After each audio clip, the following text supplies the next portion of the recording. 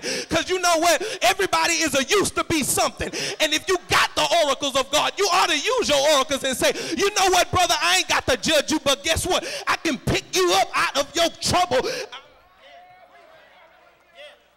My problem is I ain't trying to have nobody come to the church. I'm trying to have them meet God, and God will send them to the church.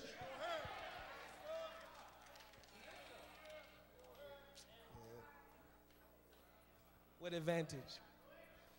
What advantage isn't there being a Jew? Because you can look at somebody and say, God, I remember when I was lying. Oh, the Bible says he met us while we were sinners. So you can't get mad at nobody because they're not right, because he met none of us when we were right. You can say to somebody, hey, look, brother, I remember when I was lying, but let me tell you what God did.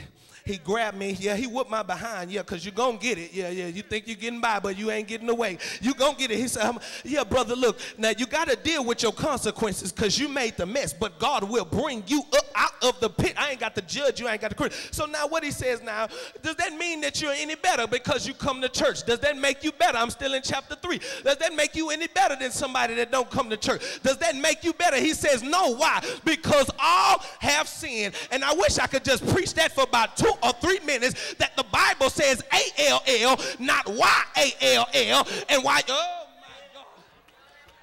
All have sinned, not y'all have sinned, all have sinned. If you want to be real about it, some of us still sinning, yeah, and come short, and some of us still coming short. That's why ain't nobody better, yeah. Just because you got on a nice suit, that don't make you no better than me, yeah. Just because you drive a nice car, that don't make you no better than me. Because all have sinned. I wonder, is there anybody that can really just look in the mirror and say, all have sinned, including me right here?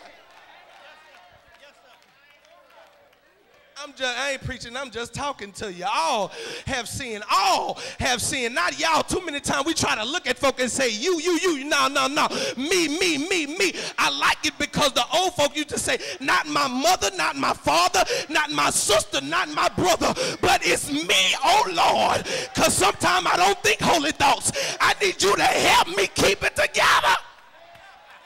If you really just want to be real about it, you know, if we're going to be real about it, God, I need you to help me with my issue.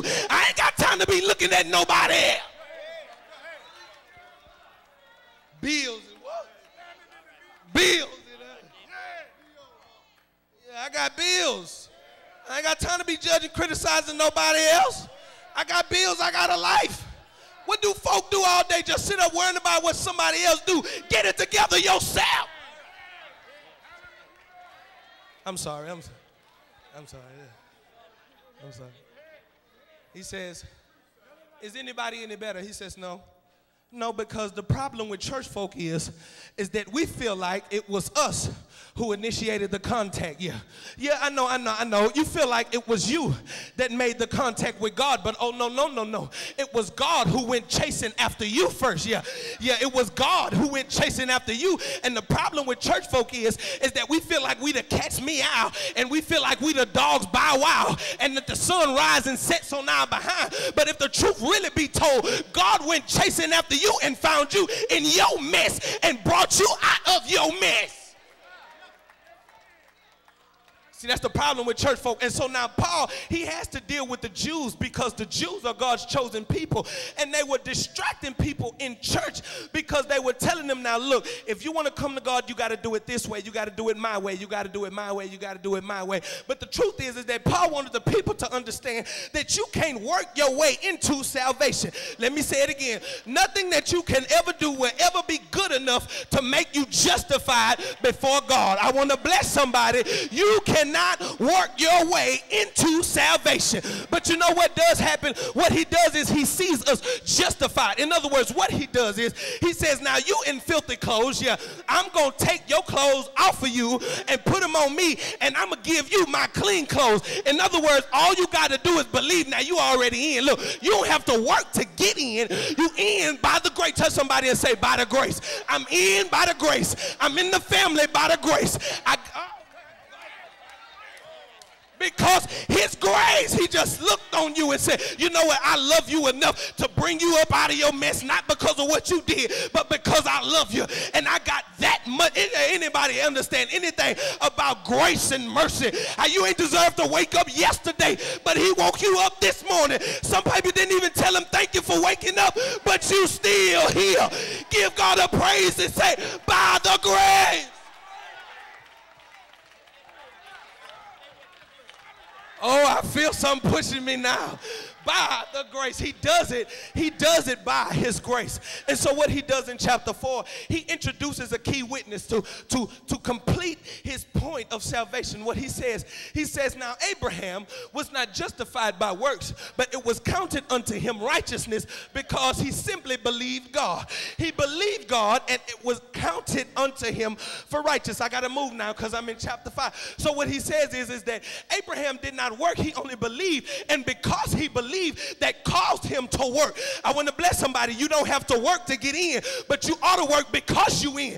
I don't have to work to be saved, but because I'm saved now, I'm going to love my brother because I'm saved. Not to get saved, but because I'm saved. Because somebody looking yeah, you don't worry. Let me just mess up some of your minds about God this morning. Look, you can't work to get in. You can't work to get in. But now that you are in, you ought to show some sign. Look, how many I put? Okay, here we are. My wife's birthday passed the other weekend. We went to upscale nice restaurant. Now watch it now. Only thing she had to do was look pretty because we going to an upscale place. Now you ain't got to worry about no waiters. You ain't got to worry about no bills. Just come, look the part. I wonder, is there anybody walking with me? All you got to do is show up and act like you got some sense. I wonder, is there can I just be real this morning? Here it is. Now watch this. Now what God does is he says, now look, now watch what I did to her. I said, look, only thing you ain't got to pay to get in. I got that. All you got to do is show up, look the part, act like you got some sense. Now, watch what God does. He says, now look, Marcus, I see you in your mess, yeah, but I'm going to clean you up. Now, I'm taking you somewhere. Oh, I wonder, is anybody walking? I'm taking you somewhere that your money can't get you. I'm taking you somewhere that your know-how can't get you. Now, you don't work to get in, but once you in the place, you ought to act like you got some. Is there anybody walking with me? So what God is really saying, since I saved you anyway, now that you saved, you ought to act like you saved. Don't act like you're. It aggravates me when God elevates people and they still got that ghetto mentality. Come up out of that junk. God trying to take you somewhere. You need to live.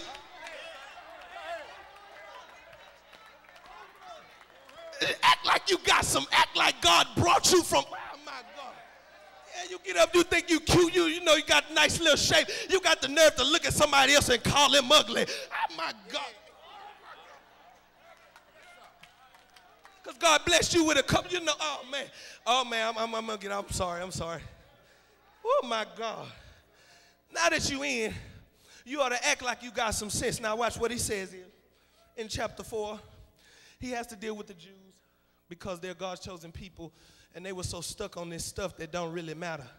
And Paul wanted them to understand it's not about making a name for yourself. Can I just preach to the preachers? Can I just preach to the deacons? All the singers in here, the musicians. You get to a point in ministry, I ain't trying to make a name for myself no more.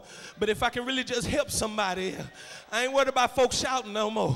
If I can really just minister to somebody, it's not about clothes. It's not about looking the part. It's not about acting like you so saved. It's not about showing somebody how good you can sing or preach or whatever it is. But it's really about saving somebody. Got caught up on this stuff that don't matter.